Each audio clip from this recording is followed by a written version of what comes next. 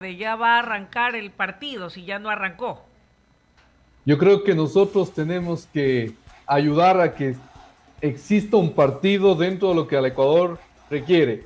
2-0, apreciada Luisa. Muy Así bien, que oiga, nosotros hemos depende el coincidido, ese arranque. también es mi pronóstico, mi pálpito. Muy bien. Enhorabuena, enhorabuena. En todo caso, esperemos que la selección nos dé esa alegría.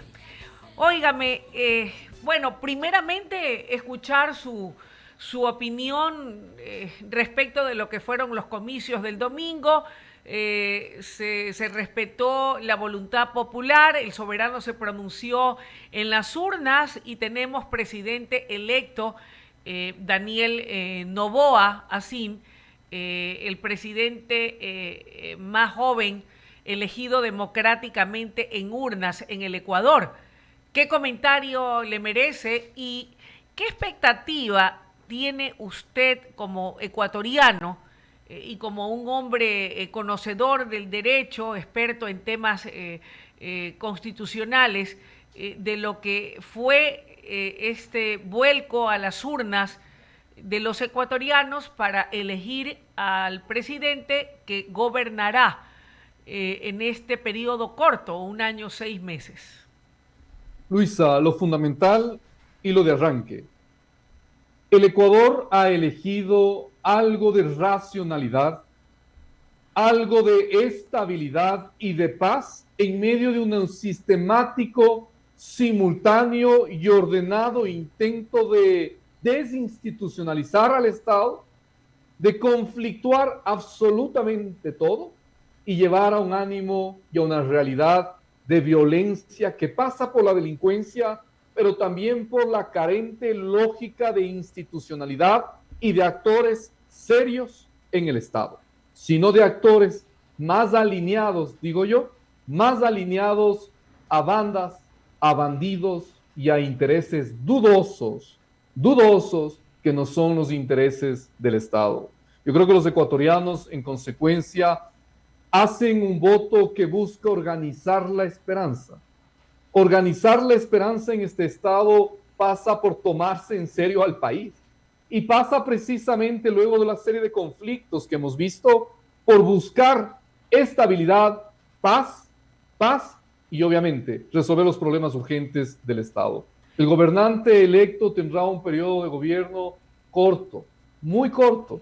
Tendrá una asamblea en donde ésta tendrá que entender el significado de la muerte cruzada y el significado de la muerte cruzada, además, con los mares calmados que han vivido los ecuatorianos.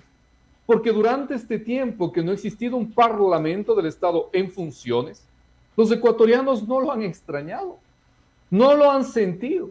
Y es precisamente por ese nivel de conflicto, ese nivel de una asamblea encrispada que impide pensar en el Estado. Y esta asamblea tiene que entender aquello y precisamente permitir la gobernabilidad por el bienestar y el futuro del Ecuador.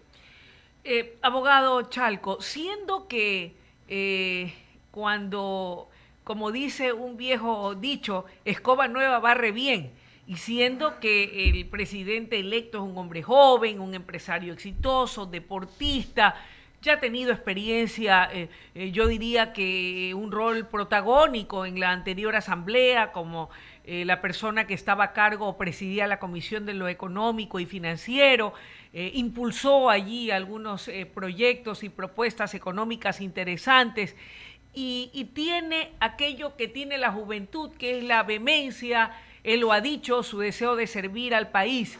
Y considerando lo que ya pasó, como usted bien lo señala, con la experiencia de la anterior asamblea, que fueron enviados a su casa con el aplauso al unísono de todos los ecuatorianos, porque no vi ni supe de nadie que saliera a respaldarlos, por el contrario, todos estaban contentos, más allá de que tampoco hayan estado contentos con el gobierno que decurre, pero hay que decir lo que es. Yo creo que si hay algo que le van a celebrar o lo recordarán como positivo, es el hecho de la muerte cruzada que permitió que esa asamblea que boicoteaba todo aquello que podía permitir que el país pueda salir del atolladero y ponían obstáculos y trabas, va a ser precisamente lo que ocurrió con la anterior asamblea. Pero a lo que voy, Generalmente, y lo que siempre se busca es que pueda existir ese diálogo, que puedan prevalecer los intereses nacionales por encima de los intereses ideológicos o politiqueros, que más allá de los camisetazos o de los condicionamientos al gobernante de turno se piense en función de país. ¿Usted cree que finalmente, aprovechando que el presidente electo está en la cresta de la ola, que es joven, que está bien intencionado, que quiere hacer cosas positivas, encuentre en esta asamblea tal y como está configurada, donde hay una buena parte de asambleístas electos que ya estuvieron en la anterior asamblea, esa sintonía y esa sindéresis para apoyar esas propuestas y ser recordada cuando termine su periodo, que también será corto, como una asamblea propositiva, proactiva y que sí respalda las buenas iniciativas del gobernante electo? Licenciada Delgadillo, lo fundamental que debemos mirar cuando hablamos del Parlamento del Estado. Efectivamente, mirar la historia republicana del Ecuador y el retorno a la democracia en el Ecuador desde el 79 es mirar un conflicto permanente ejecutivo-legislativo. Eso está en la historia del Ecuador. Hemos buscado distintas fórmulas para destrabar esas crisis. Por ejemplo, la elección de asambleístas, recordemos, parcial cada 2 años, que había en mitad de periodo. Ahora el diseño de la muerte cruzada y nada ha funcionado. Quizás la muerte cruzada, efectivamente, como usted señala acertadamente, pudo haber sido un mecanismo para quitar la obstrucción, para buscar una lógica de válvula de escape frente a la crisis institucional. Sí, pero yo tengo muy poca esperanza, déjeme decirle, en la forma de proceder de los parlamentos. Porque en los parlamentos ecuatorianos y en el actual hemos visto que cree que unidad es sinónimo de impunidad, sin darse cuenta que unidad es sinónimo de bienestar. Y yo creo que esa premisa y esos principios no están claros, lamentablemente, en varios sectores del Parlamento. Para ellos es preferible cruzar líneas rojas que en la democracia y en el comportamiento democrático no se pueden permitir. Entonces, ¿cuál es el camino? El camino es apoyar, habilitarlo y permitir que existe efectivamente en el país un gobierno cercano a la gente.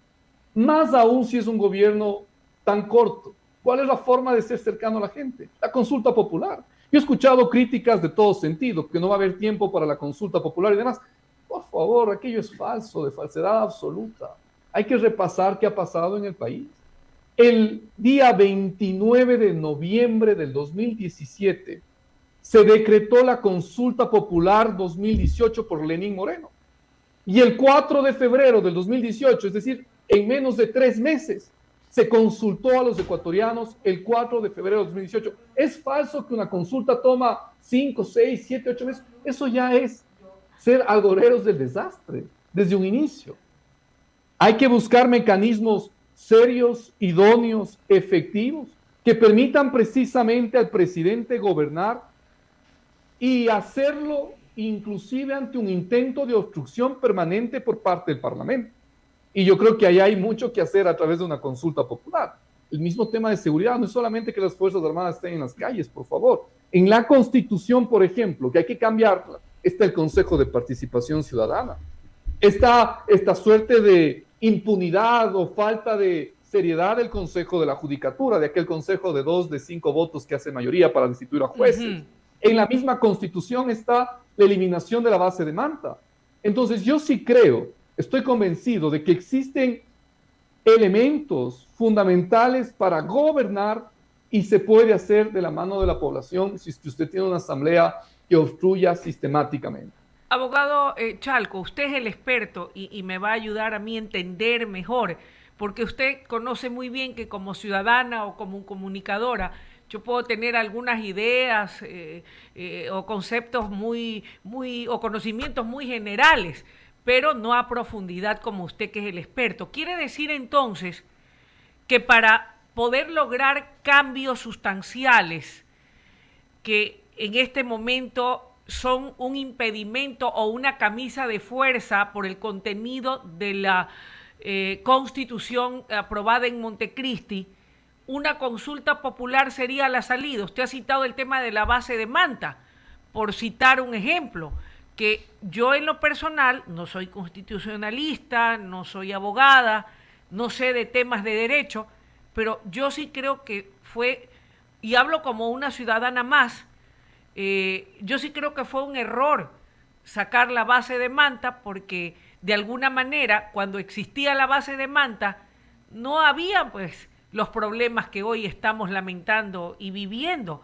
Y yo ahí hago esta reflexión como ciudadana, abogado Chalco, y digo, ¿qué atenta más contra la soberanía del Ecuador?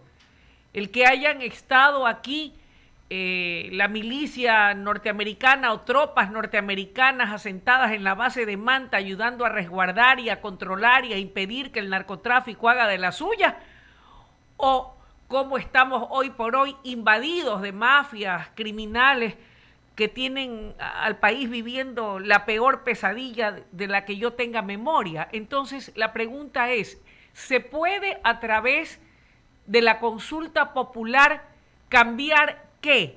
¿Qué preguntas cree usted y de qué manera debieran ser propuestas al soberano para que no exista una negativa por parte de la Corte Constitucional y el tema termine dilatándose como en principio ocurrió cuando Guillermo Lasso presentó esa propuesta de consulta popular, que dicho sea de paso, la hizo tan tarde y no cuando recién ganó, sino que cuando ya estaba de bajada y ya nadie creía ni quería apoyar la consulta, aun cuando parte de su contenido haya sido muy bueno. Luisa, algo que yo creo que es fundamental empezar diciendo. Usted decía, yo no soy abogada, soy comunicadora. Usted es una de las comunicadoras más importantes y serias que tiene este país, déjeme Muy decirle, y amable. de las, ¿no? Eso es así, y de las Muchas comunicadoras gracias. más formadas. Y yo, para mí es un honor conversar con usted porque el nivel de diálogo precisamente permite profundizar en esto. Lo primero, cuando usted gobierna, gobierna desde dos dimensiones. Desde la dimensión de la legalidad y la dimensión de la legitimidad.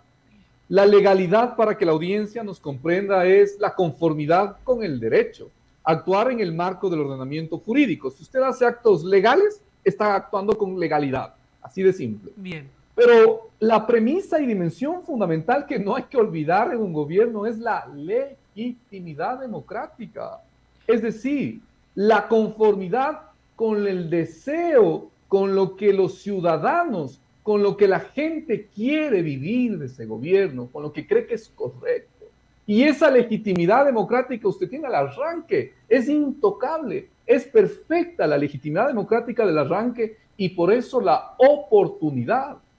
El presidente electo tiene que preocuparse de muchos elementos, sí, pero para mi punto de vista los principales es el equipo de gobierno y la consulta popular con legitimidad democrática. En este momento tiene que empezar con las decisiones más complejas, más difíciles que demandan el apoyo ciudadano, es decir, la legitimidad democrática.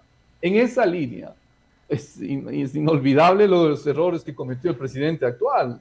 El presidente Lasso lamentablemente demoró mucho su consulta popular cuando estuvo más bien en el valle de su popularidad y no en los picos de su popularidad. Eso no puede hacerse, porque usted está ahí eliminando la dimensión legitimidad democrática que hay que aprovecharla al inicio. Primero. Lo segundo, yo creo que al presidente Lasso lamentablemente le faltó mucho en un equipo constitucional fuerte, serio, que permita precisamente que se pasen los filtros de la Corte Constitucional.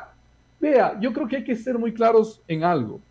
Cuando el expresidente Lenín Moreno decretó la consulta popular, insisto, en 29 de noviembre del 2017 y se hizo la elección el 2 de febrero de 2018, en menos de 3 meses, fue, entre otras razones, porque usted tiene una disposición en la Ley Orgánica de Garantías Jurisdiccionales y Control Constitucional, que si la Corte no se pronuncia, si la Corte no toma una decisión de dictamen de constitucionalidad en 20 días, se entiende que es afirmativa su decisión, que está a favor de las preguntas de la consulta. Y eso pasó en el caso de Moreno.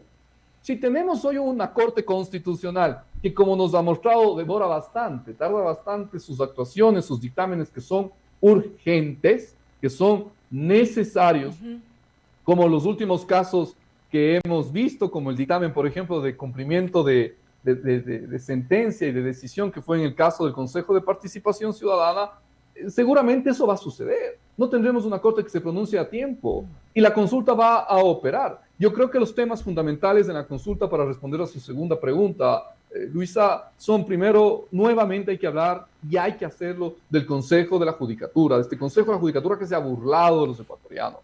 Hay que precisamente sellar con claridad la responsabilidad de estos vocales que hacen mayoría con 2 de 5 miembros. Hay que pensar seriamente en las atribuciones del Consejo de Participación Ciudadana y Control Social. Esto no aguanta más. Y yo creo que sobre ello hay un consenso en los ecuatorianos. Hay que pensar seguramente en las 2 cámaras del Parlamento, Cámara Baja y Cámara Alta. Hay que pensar en la base de Manta, que yo suscribo lo que usted ha dicho, estoy totalmente de acuerdo con usted, con un análisis que yo quisiera complementar. La soberanía no se afecta por bases militares extranjeras. Se afecta a la soberanía cuando terroristas, cuando narcotraficantes, cuando delincuentes ponen a la soberanía en una lógica de condicionamiento y violación interna. Déjeme explicar algo muy sencillo. Normalmente pensamos que la soberanía es solamente en el ámbito exterior, externo, que no nos ataquen desde afuera. ¡Qué error! La soberanía se divide en 2 elementos: supremacía e independencia. El elemento independencia es aquel externo, que fuerzas externas no condicionen al Estado. Pero hay el otro elemento, pues, que es la supremacía. Cuando fuerzas internas al interior del Estado están condicionando la soberanía estatal. Así es. Están condicionando al Estado. Ese es el caso del Ecuador. El Ecuador está en guerra hace tiempo, yo lo he venido diciendo. Las Fuerzas Armadas tienen vía libre para actuar. Aquí no se necesita estados de excepción, ni mucho menos, porque hay un ataque a la soberanía. Y de conformidad con la Constitución de la República, el ejército tiene que tutelar la soberanía del Estado. La soberanía del Estado, que, insisto, está siendo atacada en su dimensión supremacía, que es en el ámbito interno. Ojalá entonces, estimado doctor, que ese convenio firmado entre el gobierno del presidente en funciones, Guillermo Lasso, y Estados Unidos para recibir cooperación para el control del narcotráfico en los mares, tenga pues la acogida por parte de la Corte Constitucional, y si no es el caso, en la nueva Asamblea. Yo creo que esa va a ser una prueba de fuego, porque ya escuchaba yo de nuevo el cacareo de que se atentaría contra la soberanía, fíjese usted. Yo creo que el discurso aquel y el de la misma soberanía que extralimita la coherencia, que extralimita la comprensión de la coherencia, tiene que terminar en este Estado. A este Estado le hacen falta no 1, 2, 3, 4 sistemáticos gobiernos coherentes y que sean actores que piensan en el Estado. Yo solo he visto actores pensando en los intereses personales, en los de grupo, en los de su banda o en la de sus bandidos. El Estado requiere funcionarios que piensen solo y exclusivamente en el Estado. Cuando eso tengamos, que yo creo que siempre un nuevo gobierno es esperanzador, cuando eso tengamos, y si eso sucede como esperamos que suceda con el nuevo gobierno, el Ecuador va a estar bien. Y si el Ecuador está bien, los ecuatorianos vamos a estar. Hay algo que sí me preocupa, y con esto concluyo, doctor. Usted ha dicho algo que es cierto. La actual Corte Constitucional demora y dilata muchas de sus decisiones. Sabrán cada uno de sus integrantes la importancia de analizar a profundidad cada tema. Pero en el hipotético escenario de que tuviese el presidente electo que lidiar con una asamblea en contra y por otro lado con una Corte Constitucional que dilate y demore la decisión de temas, si es que se viese orillado a tener que gobernar vía decreto, ¿qué vamos a hacer? Le pregunto esto porque por ahí escuché también la necesidad de cambiar la Corte Constitucional. ¿Se puede estar cambiando cada organismo de las instituciones del Estado, cada vez que no nos guste cómo actúan y buscar que siempre con cada gobernante de turno exista organismos hechos a corte y medida y a las necesidades de cada gobernante. Luis, el problema del Ecuador es un problema serio, que no va por lo que usted señala. Acertadamente no se puede cambiar cada vez que no me simpatiza una decisión de un órgano de control. No, no pasa por ahí. El problema del Ecuador pasa por algo que no se debe olvidar y que los ecuatorianos debemos tener presente. La Constitución del Ecuador es una constitución realizada a talla, a medida, a estatura y diseño del expresidente Correa. Es la constitución que da paso a lo que se denomina un hiperpresidencialismo y un diseño hipertrófico para el rendimiento constitucional y el rendimiento de la democracia. Doctor Chalco. Su diseño orgánico es muy malo. Ok, pero se corrige ese defecto de esta constitución hiperpresidencialista buscando hacer lo mismo con una nueva constitución, o hay que hacer solo reformas para mejorar este Frankenstein de constitución que tenemos. Y usted lo dice acertadamente. En la academia hablamos que es un Frankenstein, muchas disposiciones de la Constitución. Yo creo que hay que reformar aquellas disposiciones urgentes que se encuentran debilitando al sistema institucional y que no permiten, en consecuencia, que exista seriedad en el Estado y que solamente se hayan generado funciones y atribuciones para beneficiar, insisto, a un grupo, a una banda, a unos bandidos. La Constitución tiene que ser un instrumento para la gente, no para la talla y medida de un presidente de este o de otros anteriores. No, no cabe aquello. Tiene que ser un documento que permita precisamente el mejor rendimiento democrático y frenarle al poder. Mire, Luisa, ¿qué es una constitución? Es un instrumento que frena al poder. Esa es la razón de una constitución. Y si usted tiene constituciones que no están frenando al poder y que están permitiendo poderes ilimitados en el Consejo de Participación, en el Consejo de la Judicatura, en la misma Asamblea, entonces la constitución no está funcionando. Así de simple. Y hay que pensar y rediseñar, no toda. Yo creo que aquello tomaría mucho más tiempo y es un plan, un proyecto país más largo que no alcanzaría el presidente actual, pero sí al menos a los mínimos que permitan bienestar para la gente. Doctor Chalco, en resumen, ¿hacia dónde camina el Ecuador en virtud del análisis que hemos hecho y de los desafíos y retos que deberá enfrentar el presidente electo de los ecuatorianos y bueno, también los integrantes de esa nueva asamblea? Yo espero que el país camine hacia una reinstitucionalización, hacia un fortalecimiento de sus instituciones, hacia espacios de diálogo. El país requiere diálogo y los asambleístas nuevos tienen que entender, insisto, el mensaje de la muerte cruzada y los mares calmados que hemos vivido los ecuatorianos. El nuevo presidente tiene que entender de los errores cometidos por el anterior y, por supuesto, de la urgencia de ya estar en coordinación, ya estar en cooperación de un equipo precisamente para encontrar los planes país, que no son 10, son 4, 5 temas urgentes que deberá abordar durante este periodo de gobierno y no solamente pensar en la siguiente elección, no solamente convertirse en una maquinaria electoral que todos los actos sean destinados a la siguiente elección, sino destinados a solucionar los problemas y las urgencias de la gente. Yo creo que el mensaje de los ciudadanos es claro en las elecciones. Quieren algo de racionalidad, quieren estabilidad y quieren al fin abrazar paz. La paz, más allá de caudillos que nos quitan la paz permanentemente o que intentan hacerlo con otros fines. Gracias, doctor Chalco, por sus valiosas opiniones y comentarios, muy orientadores. Y comulgo con usted, y creo que es el sentir de todos, anhelar mejores días para el país, desearle al presidente electo que Dios le guíe con mucha sabiduría para que pueda tomar las mejores decisiones. Que tenga una buena noche. Una buena noche, Luisa, y espero que se dé su pronóstico de resultado en el fútbol de hoy. Claro que sí. Bueno, Ya van 28 minutos de partido, mi querida Luisa. Gracias, José, por haber estado con nosotros aquí en el Diálogo de la Tarde. Momento de despedir, mi querida Luisa. Nos vamos. Hemos hecho este programa especial, y digo especial porque todo el mundo se fue a ver el partido